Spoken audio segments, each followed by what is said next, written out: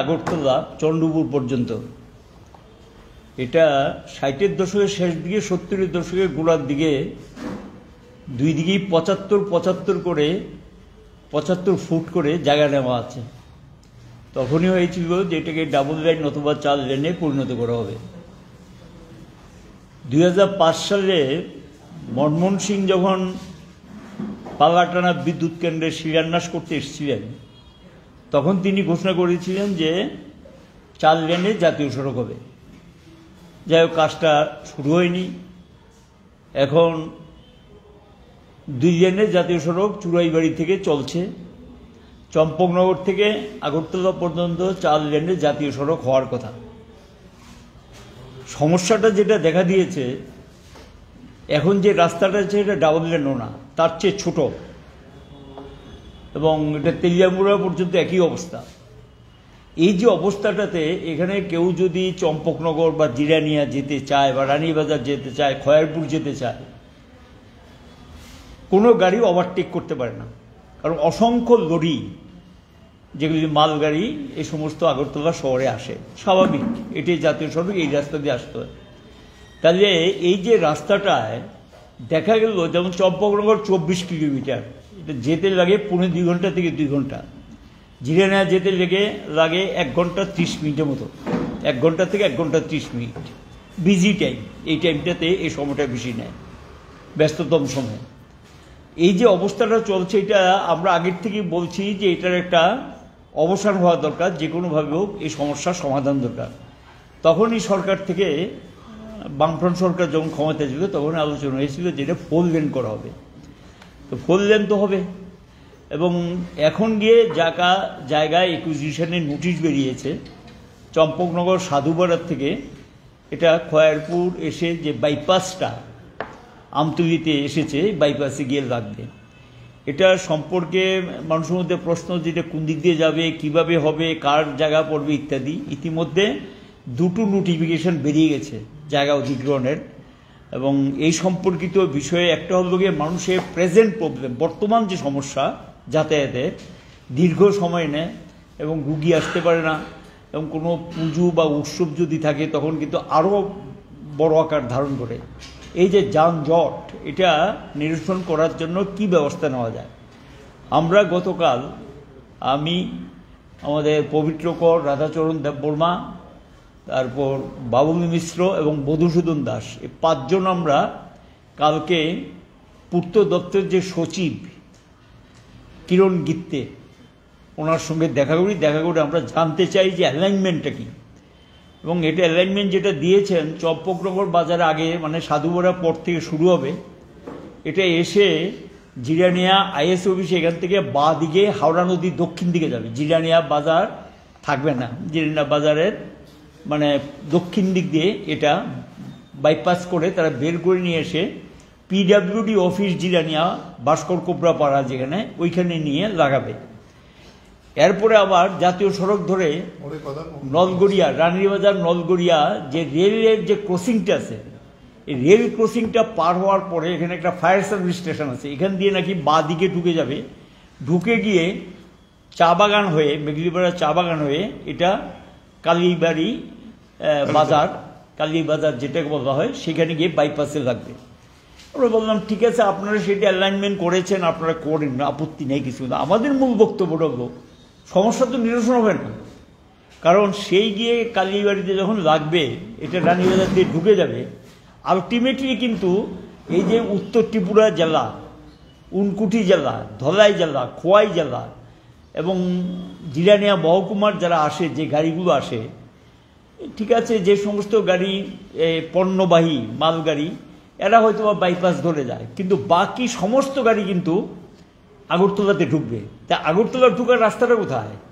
সেই তো as it is থেকে যাচ্ছে রানীবাজার থেকে, অ্যাজ ইট ইজ।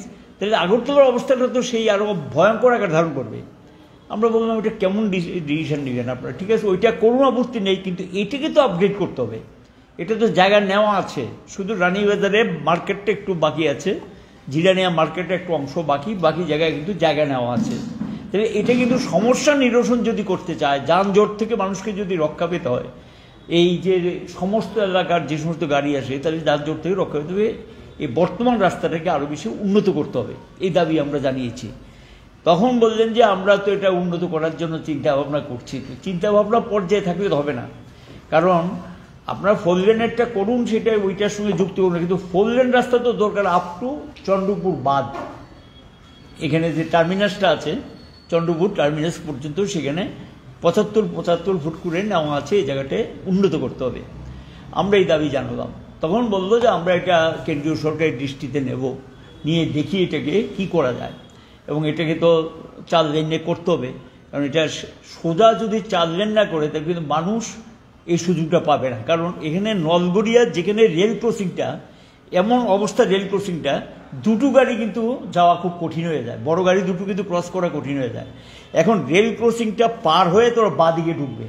এখন এই রেল ক্রসিংয়ের এখানে গিয়ে যখন ওই দিক থেকে বাইপাসটা আসবে আর এদিকে আগরতলা থেকে আসবো, এই জায়গায় যে জটটা তৈরি হবে এটা কি করে মুক্ত করা যাবে?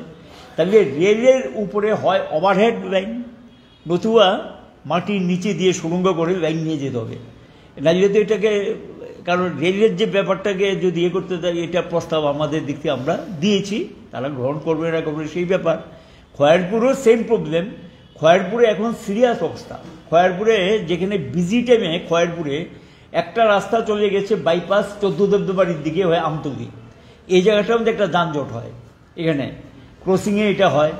আবার এরই কিন্তু আমার মনে হয় কত 200 মিটার হবে, 200-250 মিটার হবে, পাশেই গিয়ে আরেকটা বাইপাস চলে গিয়েছে আমাদের পবিত্র বউর বাড়ি এদিক দিয়ে, যেটা মুজ্জমনগরের দিকে চলে গেছে বাইপাস। এবং দুটো বাইপাসে কিন্তু খুব বিজি, সমস্ত হেভি গাড়ি চলে দুটো বাইপাসই। আলটিমেটলি এই দুটো বাইপাসে গিয়ে এখনকার এমন যানজট তৈরি হয়, কোনো কোনো সময় এখানে এই জায়গাটা ক্রস করতে 40 মিনিট 30 মিনিট পর্যন্ত সময় লেগে যায়, এমন অবস্থা হয়। এই জায়গাটা সম্পর্কে কি হবে? তখন গিয়ে দেখা যায় এই প্রস্তাবটা আমাদের দিক থেকে আমরা দিয়েছি যে এখানে একটা এই ফ্লাইওভার করতে হবে। ফ্লাইওভারটা ত্রিনাথ যে মন্দিরটা আছে তারপরে থেকে, যেখান থেকে তার অ্যালাইনমেন্ট মিলিয়ে যেতে পারে, বা পল্লীমঙ্গল স্কুলের পশ্চিম দিক থেকে অ্যালাইনমেন্ট মিলিয়ে এই ফ্লাইওভারটা সিএনজি স্টেশন পর্যন্ত নিয়ে যেতে হবে।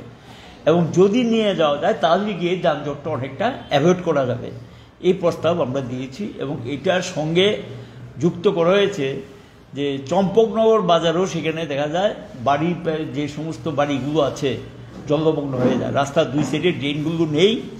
এবং আমরা বলেছি জাতীয় সড়কে যেমন রেশন বাগান দেখবেন জলমগ্ন হয়ে যায়, খয়েরপুর জলমগ্ন হয়ে যায়, এবং রানীবাজারও জলমগ্ন হয়ে যায়। এই যে অবস্থাটা, এটার থেকে নিরসন করার জন্য 2 পাশে প্রশস্ত কভার ড্রেন, এবং এই কভার ড্রেন থাকবে, কভার ড্রেনের উপর দিয়ে যাতে যানবাহনও যাতায়াত করতে পারে, মানুষেরও যাতে কোনো অসুবিধা না হয়, সেখানে কভার ড্রেন যাতে ব্যবস্থা করা হয়, এই দাবি আমরা জানিয়েছি। এর সঙ্গে আমরা যেটা বলেছি, এই যে এখন যে অ্যালাইনমেন্টে আসছে সেখানে কিছু জায়গায় অ্যাকুইজিশন হয়েছে, এবং অ্যাকুইজিশন করতে গিয়ে চম্পকনগর বাজারে একটা অংশ পড়েছে। দোকানদার যারা কারো সেখানে হয়তো খাসলেন, তাদের অল্টারনেটিভ অ্যারেঞ্জমেন্ট করে দিতে হবে, একটা বিকল্প ব্যবস্থা তাদের করে দিতে হবে, কারণ এটার উপর তাদের জীবিকা নির্বাহ করে। আর যারা যৌথল্যান্ড আছে হয়তো তারা ক্ষতিপূরণ পাবে। আর ওইদিকে গিয়ে দেখা গেছে যে জিরানা খোলার দিকে এরকম কিছু পড়েছে, খয়েরপুরও কিছু বাড়িঘর পড়েছে, এবং চা বাগানটাও পড়েছে। এই যে অবস্থাটা, এদের যাতে আত্মপক্ষ সমর্থনের সুযোগ থাকে, যাদের জায়গা পড়েছে তাদের যাতে আত্মপক্ষ তারা সমর্থন করার সুযোগ থাকে, আর তারা যাতে উপযুক্ত ক্ষতিপূরণ পায়, তাদের বক্তব্য যাতে শোনা হয়, এবং তাদেরকে যাতে নোটিশ দেওয়া হয়, যাতে তারা তাদের বক্তব্যটা জানাতে পারে। আর ক্ষতিপূরণ দেওয়ার ক্ষেত্রেও যাতে বিষয়গুলি বিবেচনায় রাখে, এগুলি আমরা সরকারের দৃষ্টিতে নিয়ে গেছি। তিনি বলেছেন সমগ্র বিষয়টা দেখবেন। এই আলোচনা কালকে হয়েছে। আমরা চাইছি যে দ্রুত এই রাস্তার, কারণ এখন বিশালগড় হয়ে উদয়পুরের রাস্তা মোটামুটি একটা পর্যায়ে আছে, এটা মোটামুটি ডাবল লেনের রাস্তা হয়েছে, কিন্তু এই দিকের অবস্থাটা কিন্তু ভয়াবহ। এদিকে আর সমস্ত পণ্যবাহী গাড়ি যেগুলো, এবং আপনারা জানেন জিরানিয়াতে প্রায় 50 থেকে 60টা ব্রিক ফিল্ড আছে, এবং সমস্ত ইটের গাড়িগুলো এখান দিয়ে আসে, ইটের গাড়ি, মাটির গাড়ি, বালির গাড়ি, নানা ধরনের গাড়ি এগুলো আসে, এবং 24 ঘন্টা এটা ব্যস্ততম রাস্তা। তারপর বহিরাজ্যের থেকে যে লরিগুলো, ট্রাকগুলো আসে, সবগুলো এখানে আসে। ট্রাক টার্মিনাসটা মাধববাড়িতে।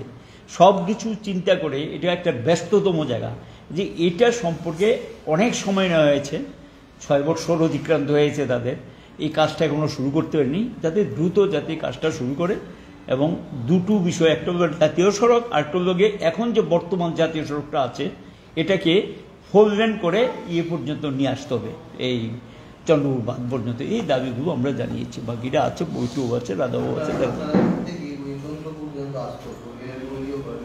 হ্যাঁ, তখনই প্রস্তাব ছিল এটা, তখন প্রস্তাব ছিল। এবং এখানে আমি একটু জানার জন্য বলছি, এটা আরেকটা প্রস্তাব ছিল, এই যে চম্পকনগর থেকে জম্পু জেলা হয়ে যে রাস্তাটা উদয়পুর গিয়েছে, এখানে ব্রিকটা, এই যেদিন ব্রিজটা উদ্বোধন করা হয়, রাধাচরণবাবু ছিলেন, বাদল চৌধুরীও ছিলেন, আমরাও ছিলাম, এবং ওইখানকার চন্দ্রদূর রূপিণী ছিল সম্ভবত। এবং সেই দিনই বাদল চৌধুরী কিন্তু ঘোষণা করেছিল যে আমরা প্রস্তাব পাঠিয়ে দিয়েছি এটা ডাবল লেনের রাস্তা করার জন্য আপ টু উদয়পুর, এবং অলরেডি পেপারে সেদিন দেখলাম এটা ডাবল লেনের প্রস্তাব বোধ অনুমোদন করেছে, পত্রিকাতে দেখলাম বর্তমান সরকারের দিক থেকে বলা হয়েছে। ওইখানে কিন্তু একটা প্রবলেম আছে, ওই যে ডাবল লেন যেটা হবে আর কি, চম্পকনগর ব্রিজটা যেখানে আছে এদিক দিয়ে এটা জম্পুজলা হয়ে উদয়পুর, এতে 44 কিলোমিটার শর্ট হয়ে যাবে রাস্তা, মানে চম্পকনগর থেকে আগরতলায় উদয়পুর যেতে হবে বা খয়েরপুর হয়ে, এতে ওই দিক দিয়ে যদি রাস্তাটা হয় তাহলে 44 কিলোমিটার রাস্তাটা কমে যাবে। তো এই বিষয়গুলি কিন্তু বিবেচনায় রেখেই জাতীয় সড়ক তৈরি করতে হবে বললেন, বাকিটা আছে বলবে। আমাদের তো প্রধান জাতীয় সড়ক হইল আসাম আগরতলা রুট, আমরা ছোটবেলার থেকে এটির দিকে আছি। তো দেখা গেল এইটাই আমাদের সরকার, আমরা যখন ছিলাম এটা ছিল ফার্স্ট প্রায়োরিটি, প্রথম এটাই করতে হবে। চন্দ্রপুর আইএসবিটি থেকে একেবারে আমাদের একেবারে আসাম আগরতলা রোড যা আছে, সবচেয়ে যানজটটা যেটা হয় আপনারাও জানেন, এটা চাকমাঘাট পর্যন্ত, এরপরে হয়তো গাড়ির ট্রাভেলটা একটু কমে আর কি। দেখা গেল ওইদিকে মুঙ্গিয়াগামী পর্যন্ত ডাবল লেন এসেছে, এরপরের পোর্শনটা কাজ করার জন্য কোনো উদ্যোগ সরকারের দিক থেকে নেই। এখন আমরা জানতে পারলাম অ্যালাইনমেন্ট একটা হচ্ছে, অ্যালাইনমেন্টের সঙ্গে আমাদের তেমন কোনো দ্বিমত নেই, কারণ অ্যালাইনমেন্ট জাতীয় সড়ক হলে জেনারেলি বড় বড় মার্কেটগুলো অ্যাভয়েড করে গাড়ির স্মুথ রানিংয়ের জন্য আর কি। তাতে জিরানিয়া বাজার, বড় বাজার এটা অ্যাভয়েড করছে, চম্পকনগর বাজারের পাশ দিয়ে আসছে। ফলে সেই জায়গায় দাঁড়িয়ে আমরা বলবো যে এখন যেভাবে অ্যালাইনমেন্ট করছে, যদিও এটা আমরা যেটা কালকে দেখলাম, পরে আমি গুগল ম্যাপেও দেখলাম, এটা প্রায় সাপের মতো হয়ে যাচ্ছে। একবার জিরানিয়া থেকে কলাবাগান হয়ে আবার যাবে নদীর পার, আবার আসবে আবার যাবে, এরকম করে আর কি, এরকম হয়ে গেছে আর কি। এখন তারা এক্সপার্টাইজ তারা করবে, কিন্তু আমাদের মূল বক্তব্যটা না, ইমিডিয়েটলি চন্দ্রপুর আইএসবিটি থেকে চম্পকনগর পর্যন্ত এই জায়গাটা তাড়াতাড়ি করা দরকার। এই জায়গাটাতেই সবচেয়ে বেশি যানজটটা হয়। খয়েরপুরে এটা নদী, জায়গা কম, রানীর বাজার জায়গা কম, এই বিষয়গুলো আছে। খয়েরপুরের আপ টু খয়েরপুর পর্যন্ত কিন্তু 150 ফিট 4 লেন করার জন্য যথেষ্ট জায়গা আছে, সাইডে ড্রেনও আছে, এরপরের প্রচণ্ড মোটামুটি তা আছে। তা আমরা বললাম যে এই জায়গাটা, খয়েরপুরের যে জায়গাটা, এটা তাদের আইডিয়াতে ছিল না। আমরা তখন বললাম যে তারাই কালকে রিপোর্ট করলেন যে জাতীয় সড়ক 108 যেটা আসছে ধর্মনগর থেকে, চোরাইবাড়ি থেকে, এইটা আবার একটা লিঙ্ক হবে এটার সঙ্গে, সেটা হবে লিম্বুছড়া থেকে এই বড়িকচমুনি হয়ে এটা খয়েরপুর আসবে। তাহলে এইটা একদিকে লিঙ্ক, আরেকদিকে আমার আমতলি খয়েরপুর লিঙ্ক। তাহলে এই জায়গাতে যদি ফ্লাইওভার না করা হয়, জাতীয় সড়ক করলে স্মুথ রানিংয়ের জন্য করতেই হয়। এটা তারা আমাদের সঙ্গে, তাদের যে শুধু ডাইরেক্টর না, মানে সচিব না, ওদের ইঞ্জিনিয়ারও ছিলেন, ন্যাশনাল হাইওয়ে যে অথরিটির ইঞ্জিনিয়ারও তখন বললেন যে হ্যাঁ, এটা 1 থেকে 1.5 কিলোমিটার এটা যদি আমরা ফ্লাইওভার করতে পারি তাহলে এই বিষয়টা স্মুথ হবে। আর রেশমবাগান থেকে ওইদিকে বৃদ্ধনগর আর চম্পকনগর বাজার, এই জায়গাটাতে সাইডে যেহেতু এটা ফ্লাড এফেক্টেড এরিয়া, জায়গাও আছে, কাভার ড্রেন বড় করে করতে হবে যাতে বন্যার জল, বন্যা হলে এটাকে করা যায় আর কি। এই বিষয়টা আমাদের চিন্তা ভাবনার মধ্যে রাখতে, এবং এটা তারা কালকে বলছেন যে আমাদের প্রপোজালটা ঠিক আছে, এখন আমরা বলছি যে ওইটার কাজ চলুক, কিন্তু এইটা ইমিডিয়েটলি তারা এখনো এইটার ডিপিআর করেনি। তখন আমাদের সঙ্গে কথাবার্তার ভিত্তিতে সচিব গীতে সাহেব যেটা বললেন, আমরা ইমিডিয়েটলি এটা ন্যাশনাল হাইওয়ে অথরিটি করবে, তার যে এমডিকে ডাকানো হবে, ডেকে যাতে এটা তাড়াতাড়ি করা যায়। বললো যে স্যাংশন আমাদের আছে, স্যাংশন অসুবিধা হবে না, তো ডিপিআরটা তৈরি করে এই কাজটা করা আর কি। তো আমরা এই বিষয়টাই বলছি, যত প্রায়োরিটির সঙ্গে তাড়াতাড়ি যদি করা যায়, এই রাস্তাটাই আগে করা দরকার ছিল, এটা প্রায়োরিটি পায়নি সেইভাবে, এখন আপনারা যেহেতু করেছেন এটা করতে হবে। দ্বিতীয় যে কথাটা মানিকবাবু বললেন যে এখানে বাড়িঘর তারা বলছে আমরা অ্যাভয়েড করার চেষ্টা করছি, কৃষি জমি প্রচুর পড়বে, চা বাগান আরও ক্ষতিগ্রস্ত, একবার রেলওয়ে গেছে, আবার আমরাও রাস্তা করেছি, এখন আবার ওই চা বাগানের ভেতর দিয়ে আসছে, উপায় নেই।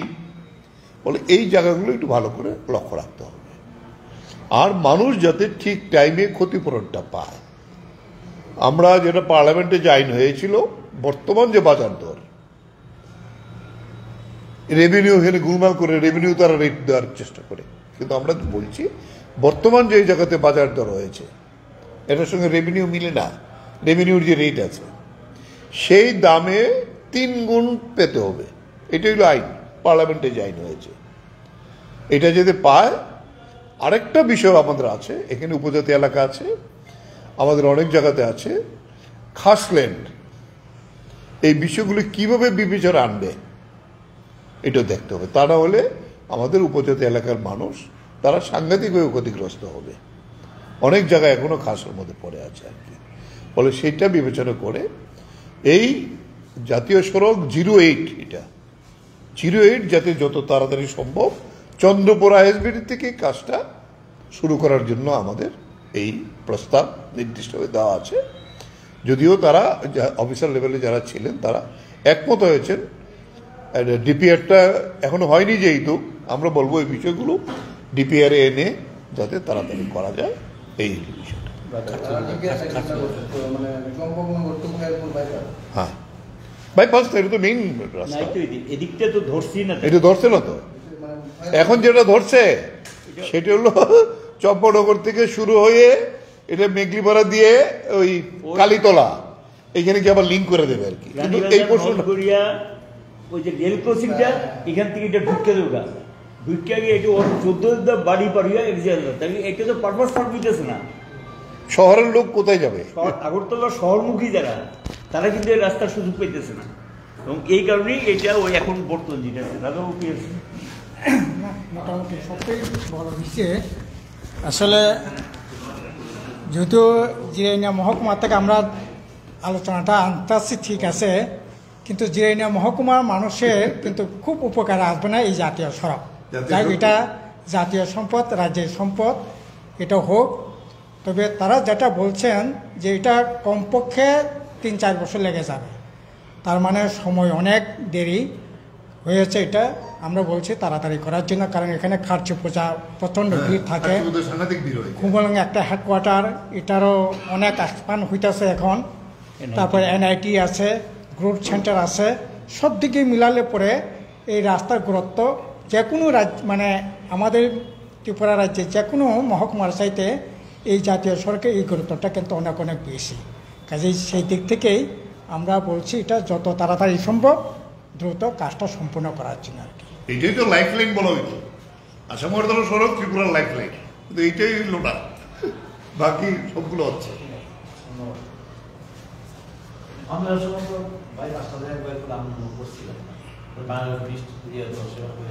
বাইপাসটা আমরা দুনিয়া করা দিতে বাইপাসটা হয়েছে, অ্যাকচুয়ালি এটা খয়রপুর একটা লাগালেই পড়তো,